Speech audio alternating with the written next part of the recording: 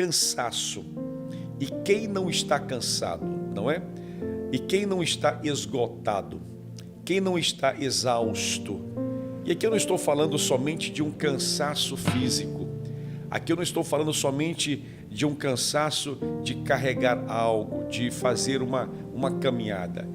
Esse cansaço, você vai concordar comigo, é um cansaço de alma, é um cansaço de mente. Na psicologia chamam alguns de burnout. É o esgotamento, é quando o sujeito já não tem mais alegria em estar em alguns ambientes e nem deseja estar. Nós estamos hoje no Brasil com uma grande pandemia, que é a pandemia do cansaço, é a pandemia do esgotamento, da exaustão. Pessoas que já não conseguem mais produzir como produziam, pessoas que não conseguem fazer mais o que faziam, não tem mais a força da criatividade, da produtividade, da inspiração. Literalmente as pessoas estão exaustas, esgotadas. Elas olham para aquilo que elas viveram e a esperança parece que vai cada vez menos, vai diminuindo. E esse texto que o autor, que não sabemos se foi Lucas, que não sabemos se foi Paulo, ele traz para esse público específico dos hebreus uma palavra forte, poderosa, pois eles também estavam exaustos, eles também estavam cansados.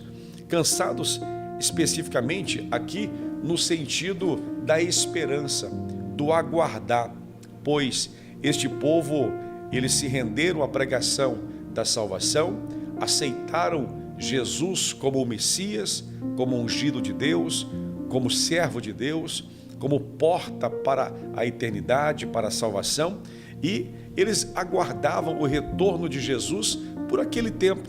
E passou 1 ano, passou 2 anos, passaram 3, 4, 5, de forma que eles começaram a se esgotar, começaram a cansar. Eles já não tinham mais a mesma esperança neste contexto aqui. Ao passo que muitos começaram a retornar para a antiga religião, voltaram para os antigos ritos, começaram a retornar para as antigas práticas. Aqueles que haviam abandonado a lei de Moisés para abraçar as boas novas, agora estavam já retornando às práticas antigas do Velho Testamento, e eles estavam já esgotados. E quando o autor escreve, é justamente para despertar. O autor, ele escreve justamente para poder animar, para poder alegrar, para poder renovar, porque às vezes, irmão, a gente precisa de alguém para nos animar. A gente precisa de uma palavra profética para nos restaurar, para nos colocar de pé. Não adianta ficar batendo no peito e achar que nós vamos conseguir tudo sozinhos. Não. A gente precisa de uma voz, precisamos de uma ajuda, de um conselho, de uma direção, de um alinhamento. E aqui o autor, ele se coloca nesta posição. Ele se coloca neste lugar de poder estender as mãos, de escrever algo que vai mexer de dentro para fora, porque o cansaço aqui é dentro, não é fora.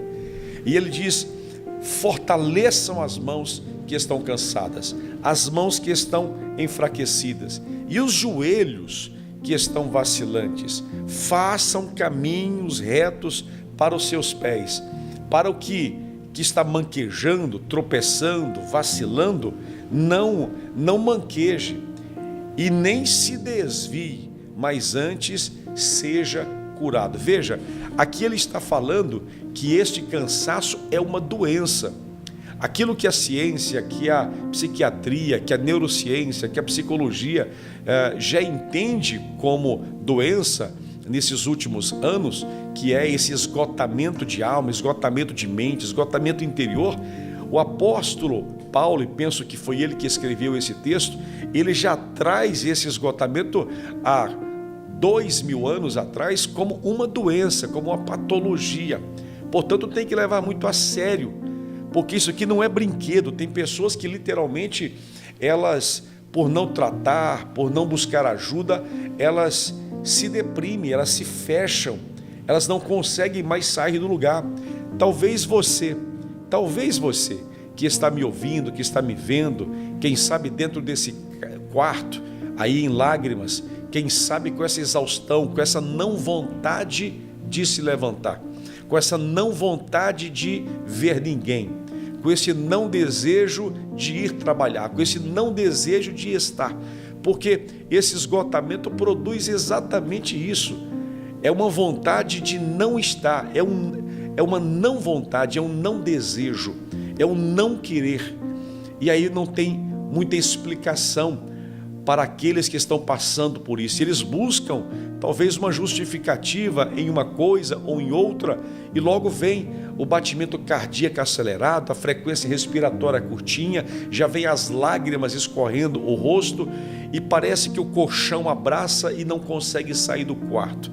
Muitos homens de Deus já passaram por isso.